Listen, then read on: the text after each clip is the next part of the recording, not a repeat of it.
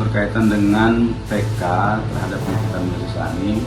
Yang pertama adalah berdasarkan informasi dari Pengadilan Negeri Jakarta Selatan bahwa sekitar tanggal 20 bulan Juli kemarin, kurang lebih ya,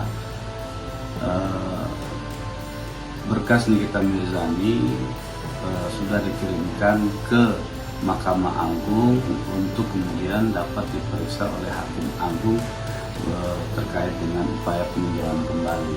Nah, dalam materi peninjauan kembali yang kami sampaikan pada saat persidangan terdahulu adalah berkenaan dengan kekhilafan hakim atau terdapat pertentangan putusan yang saling mengecualikan. Misalnya begini, dalam putusan Pengadilan Negeri Jakarta Selatan, putusan Pengadilan Tinggi DKI Jakarta, kemudian putusan kasasi yang menyatakan bahwa Nikita Mirzani melakukan perbuatan melanggar pasal 27 Undang-Undang ITE. Tapi dalam pertimbangan hukumnya itu semua mempertimbangkan persoalan-persoalan fisik. Misalnya di putusan PN bahwa Nikita Mirzani melakukan pembulian. Kemudian putusan PT mengatakan bahwa Nikita Mirzani itu melakukan penghinaan karena menjelek-jelekan fisik dari saksi Reza Gledis.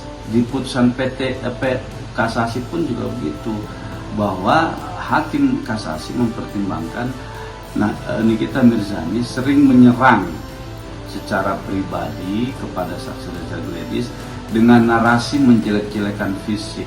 Nah, kalau dari pertimbangan-pertimbangan hukum tersebut ya dihubungkan dengan norma pasal yang tepat untuk diperiksa atau untuk diterapkan, maka yang tepat itu bukan pasal 27B itu, tapi yang lebih tepat itu ke arah pasal 27A. Nah, persoalannya Nikita dipaksa atau dihukum dengan pasal 27B itu dengan fakta yang berbeda.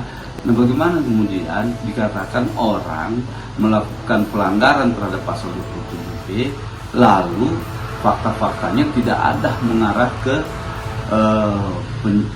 pengancaman akan membuka rahasia atau ancaman akan melakukan pencemaran. Nah, inilah yang kami uji di dalam persidangan terdahulu bahwa Hakim PN, PT, dan kasasi itu khilaf menjatuhkan putusannya karena sudah menerapkan pasal yang salah, menerapkan norma hukum yang salah terhadap fakta yang sudah dipertimbangkan dan sudah diuji di persidangan terdahulu.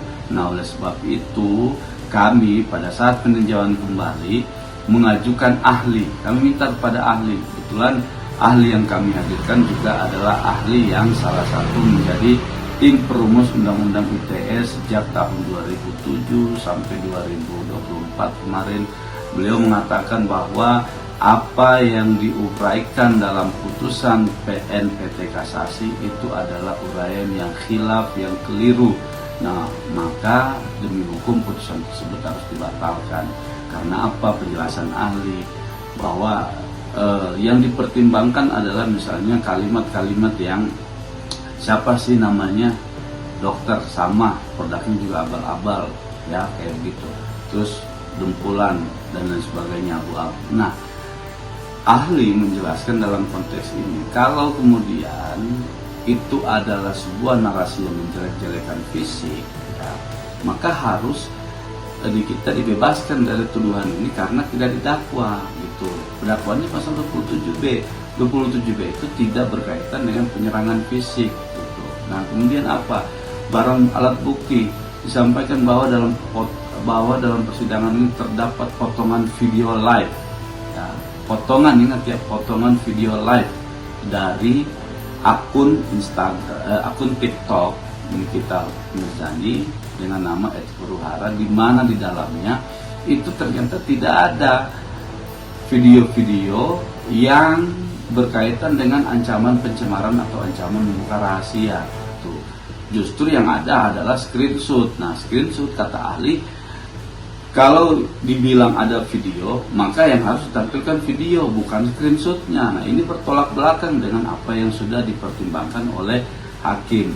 Video menurut Hakim PN PT kasasi dipertimbangkan, tapi pada kenyataannya video tersebut sampai detik ini tidak pernah ada diputar atau tidak pernah kami lihat di dalam persidangan perkara kita. Nah, kemudian yang terakhir yang mau saya sampaikan adalah sampai hari ini, karena ini adalah deliknya pasal 27B, ancaman akan membuka rahasia, maka sampai hari ini kami tidak tahu rahasia apa sebenarnya yang dibuka oleh Nikita atau yang akan dibuka oleh Nikita ketika Nikita Mirzani pada saat itu mau speak up.